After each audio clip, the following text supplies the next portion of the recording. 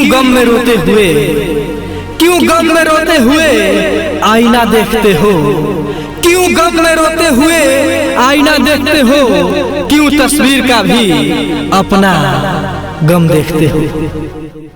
दो लबों के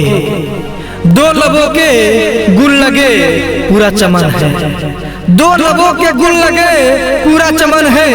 करे हिफाजत बागवा, करे हिफाजत बागवा, जैसे चमन में रब है।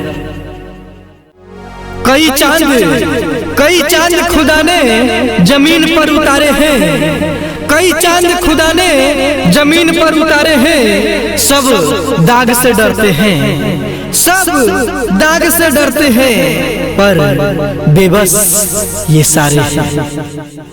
बहुत कीमती है, बहुत कीमती है जुल्फे उनकी सजी संवरी हुई, बहुत कीमती है जुल्फे उनकी सजी संवरी हुई। हमने यूं ही निगाह डाल के उन्हें मैला कर दिया।